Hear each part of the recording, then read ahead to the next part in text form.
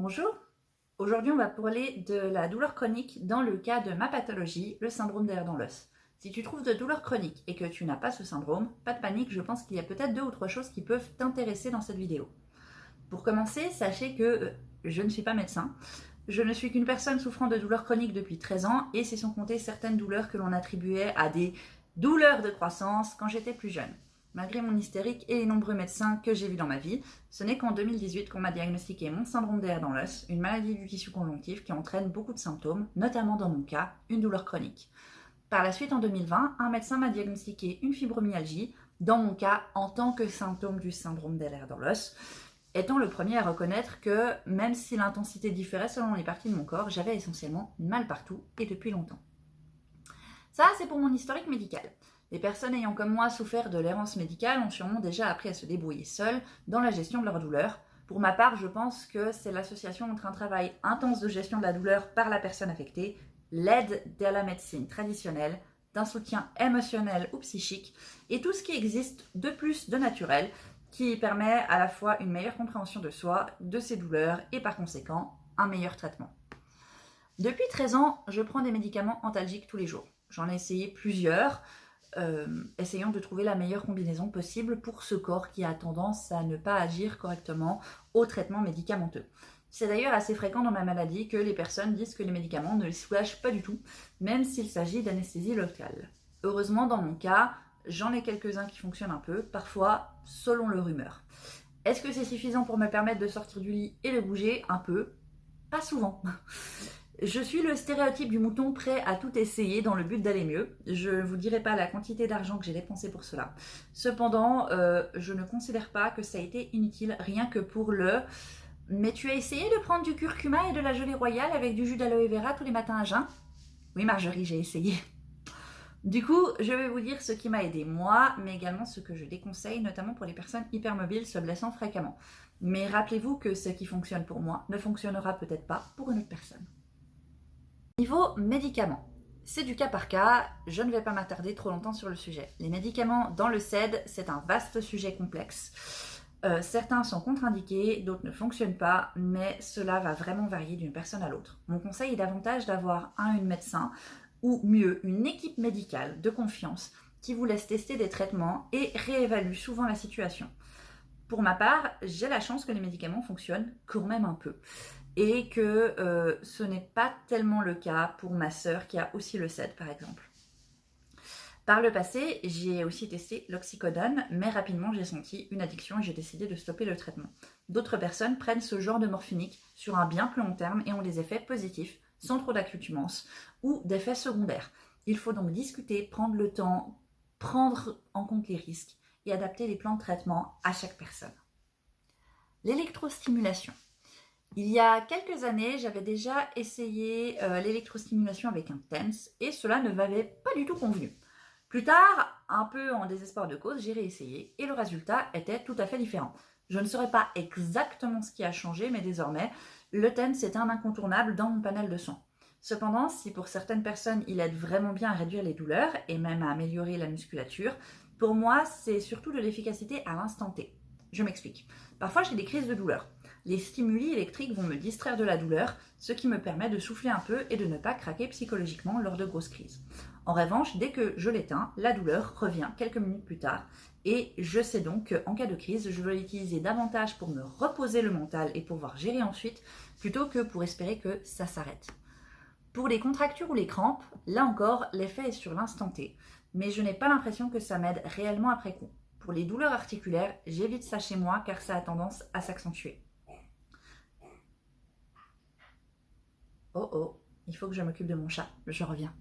Me voilà de retour, tout va bien. Donc, je disais, là où le TENS est ultra efficace pour moi, c'est quand je dois bouger, marcher, sortir et que la douleur m'empêcherait de le faire autrement.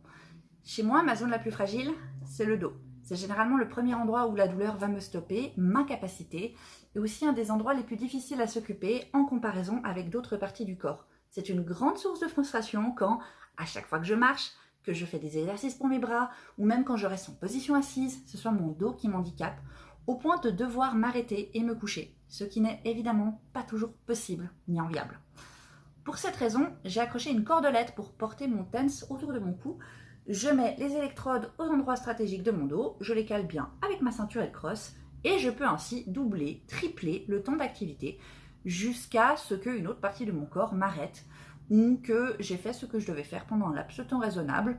Cette stratégie semble avoir un impact sur mes crises de douleur qui me semblent bien moins fréquentes parce que comme ça, je gagne un peu de plus de muscles. Les orthèses.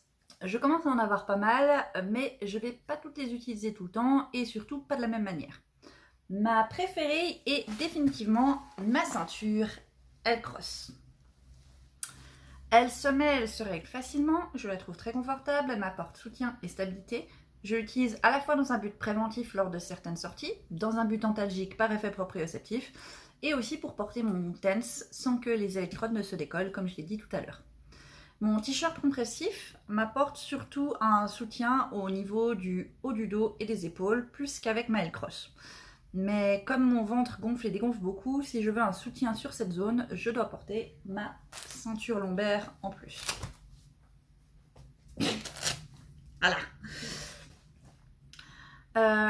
La fermeture éclair n'est pas des plus faciles pour mes doigts, mais avec un trombone qui la rend plus grande et plus facilement utilisable, ça se passe très bien. Je vous mets une vidéo dans le petit la montrant.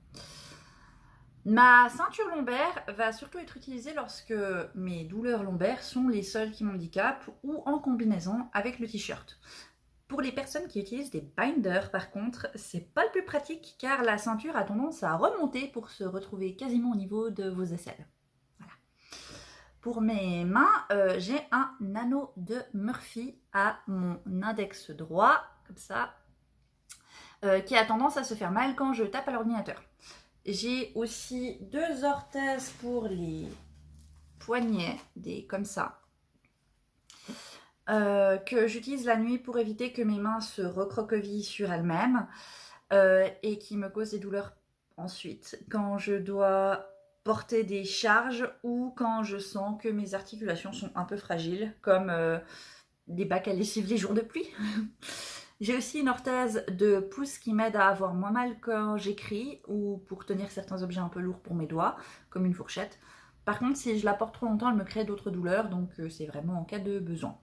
Au quotidien, je porte aussi ce bracelet qui me maintient un peu et me permet d'effectuer tous les mouvements de main et de poignet dans une rangée raisonnable et donc évite des douleurs ou des blessures dues à une surutilisation.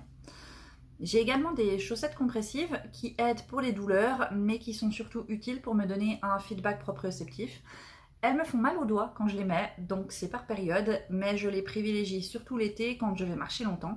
Et si vous êtes sujette au malaise, elles peuvent être très utiles pour ça également.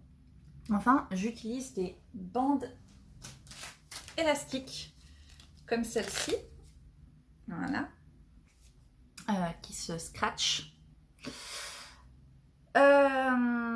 Je les utilise autour de mes mollets, au-dessus de mes genoux, quand je vais marcher.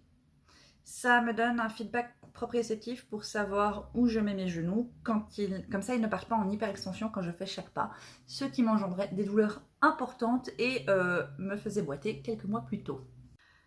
Je suis globalement assez gaga des huiles essentielles. Dès que j'ai le moindre bobo qui n'est pas dans ma norme, je les utilise, ce qui m'évite de prendre des médicaments supplémentaires dans bien des cas. Pour ma douleur, je les utilise de temps à autre, que ce soit dans une huile végétale ou dans mon bain. Le problème, c'est que ça coûte cher et que ma douleur la plus handicapante reste toujours le dos. Je peux m'en mettre moi-même, merci l'hypermobilité, mais c'est arrivé que je me blesse stupidement ce faisant. Je les utilise surtout les jours où mes antidouleurs ne fonctionnent pas comme ils le devraient, ou les jours de crise entre 2 prises de médicaments, ou pour une douleur intense, isolée et facilement accessible comme la cheville. J'utilisais aussi souvent l'huile essentielle de basilic pour mes douleurs menstruelles, mais comme j'ai plus mes règles, c'est moins fréquent. Par praticité, j'utilise l'huile du tigre qui combine plusieurs huiles aidant pour les douleurs la majorité du temps. Si je veux plutôt un effet frais ou si j'ai des nausées, je vais me tourner vers l'amande poivrée et dans mon bain, je fais un tournus en fonction des autres effets recherchés. Comme elles sont coûteuses, j'essaie de ne pas les utiliser abusivement, mais elles sont un bon soutien. Le chaud et le froid. On en parle toujours quand on essaie de trouver des méthodes plus naturelles pour apaiser les douleurs. Et ce n'est pas pour rien. Comme je suis plutôt de nature frileuse, j'ai tendance à utiliser régulièrement du chaud, surtout avec ma bouillotte zèbre. En dehors des maux de ventre ou les jambes, je n'ai pas souvent l'impression que le chaud me soulage. Cependant, si j'essaie de masser la zone douloureuse ensuite, il est clair que ça aide au moins partiellement à décontracter la zone. Donc je le fais souvent par automatisme. Depuis septembre, j'ai aussi de temps en temps des bains de paraffine qui aident pour mes douleurs des mains. Et je fais parfois des bains écossais à la maison, donc alternance d'eau chaude et d'eau froide, pour les soulager. Ça ne dure pas dans le temps, mais ça me donne un peu de répit et permet que je réutilise mes mains avec plus de sérénité. Depuis cet été, je ressens un peu les bienfaits du froid, notamment au niveau du dos. C'est la première fois que ça arrive en 13 ans. Je ne suis pas trop sûre de savoir pourquoi, mais du coup j'utilise des coussins d'eau frais que je mets au frigo pour soulager certaines douleurs. Le mouvement. On vous l'a rabâché 1000 fois, le mouvement c'est important, surtout dans les douleurs chroniques. Souvent les premiers sont très difficiles, mais si la douleur est uniquement musculaire, je vais me forcer à faire au moins 1 minute d'un mouvement. Généralement la douleur s'est calmée et le mouvement est plus simple après 1 minute et je peux augmenter environ à 3 minutes avant de changer de zone à travailler. Et si la douleur reste la même, j'ai le confort mental d'avoir essayé. J'essaie de marcher autant que possible, je fais tous les escaliers. J'ai appris à mieux comprendre mes limites qui évoluent au fil du temps. Il y a quelques mois, marcher plus de 15 minutes était impossible. Aujourd'hui, marcher 45 minutes est parfait, sans augmentation des douleurs. Je peux faire plus, mais à mes risques et périls. Et j'ai aussi des exercices pour le reste de mes membres que je fais au mieux. Mais comme c'est temps, je manque un peu de motivation pour être honnête. J'essaie de faire les mouvements avec un jeu de boxe sur la Switch. La période d'échauffement possède des mouvements que je fais généralement de mon côté. Bonjour Triskel. Et je n'ai pas besoin de mettre de l'énergie mentale pour le faire, juste suivre mécaniquement ce qui est montré à l'écran. Moyen terme en tout cas, j'ai l'impression que mes crises ont bien réduite. J'ai l'impression d'avoir tout autant de douleurs, mais la réalité de mon bullet journal me montre que j'ai diminué mes médicaments. Je suis donc en train de réfléchir entre me forcer à les prendre à des heures fixes pour diminuer la douleur, ou garder un niveau de douleur globalement de 5-6 sur 10 chaque jour et voir si mes médications continuent de se réduire. En tout cas, un équilibre a l'air de se trouver. Au niveau des autres méthodes naturelles, je fais régulièrement des cures à titre préventif, par exemple de magnésium, même si j'ai l'impression que ça ne m'a jamais aidé. En fonction des problèmes, je vais aussi tenter des teintures mères, des infusions spécifiques, ce genre de choses. Cependant, il est important de rappeler que naturel n'égale pas sans risque. Par exemple, les infusions d'armoise que je faisais pour mes douleurs menstruelles sont très efficaces, mais elles peuvent être toxiques. Les tisanes de Reine des Prés qui m'aidaient en cas de maux de tête avaient tendance à aggraver mes hémorragies et peuvent avoir des interactions avec l'aspirine ou d'autres traitements médicamenteux. C'est pourquoi je vous conseille de faire très sérieusement vos recherches, d'être prudente lors de vos essais et de vous faire guider par une équipe thérapeutique. Dans ce que je ne recommande pas, ou plutôt avec précaution car tous les corps sont différents, les exercices de souplesse à grande amplitude. Ma proprioception naze m'a souvent créé de mauvaises surprises quand je faisais des exercices de yoga. Je conseille donc à ce que ces exercices soient revus avec une thérapeute connaissant le SED pour que vous appreniez ou vous arrêtez dans vos mouvements. Les massages, s'ils sont bien faits, m'ont beaucoup soulagée par le passé, parfois même pendant plusieurs jours. Ils étaient nécessaires pour m'apaiser suffisamment afin que je puisse continuer mes activités quotidiennes et faire mes exercices à côté. Cependant, ça a un coût, et comme j'ai en plus un trauma suite à une très mauvaise expérience avec un masseur désormais, ce n'est plus quelque chose que je fais régulièrement. L'acupuncture a eu des effets très variables. La première personne qui m'en faisait était géniale et j'avais de très bons résultats, mais par la suite, ça n'a plus jamais été pareil avec d'autres personnes, allant d'aucun effet à des crises. Je pense que si vous faites ça dans un cadre médical avec une personne formée et que c'est remboursé, ça vaut la peine d'essayer. L'hypnothérapie et la sophrologie n'ont pas eu tellement d'effet sur ma douleur, mais je sais que ça peut être très efficace pour de nombreuses personnes. Ça vaut vraiment la peine de tester. Pour moi, ça a été davantage pour m'aider à accepter et appréhender ma vie en tant que malade chronique, loin des objectifs irréalisables que je m'étais fixés par le passé. J'avais aussi testé la machine Back to Flow, aussi appelée Chi Machine, pour mes douleurs de dos, que je déconseille fortement aux personnes hypermobiles.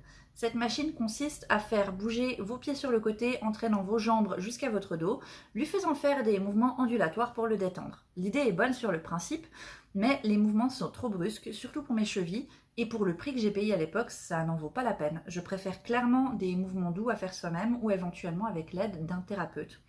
Pour vous donner une idée de ce que c'est, je mettrai quand même une vidéo en description, mais sincèrement, je ne recommande pas. Je crois que c'est à peu près tout, mais c'est pas simple d'en être sûr après 12 ans même 13 ans de douleur chronique. J'espère que ça vous aura donné des pistes, des idées, et si vous avez des questions ou que vous voulez que j'explique plus en détail certaines choses, n'hésitez pas. Vous pouvez aussi témoigner de ce qui vous a aidé en commentaire pour donner des idées aux personnes en recherche de solutions. Attention cependant, je n'autoriserai pas les personnes s'improvisant spécialistes et disant à une personne quoi faire pour sa santé, ni les autopromos, ni les tentatives de gouroutage pseudo-religieux ou autre nettoyage d'âme par la prière. À bientôt, plein de cuillères. Bye!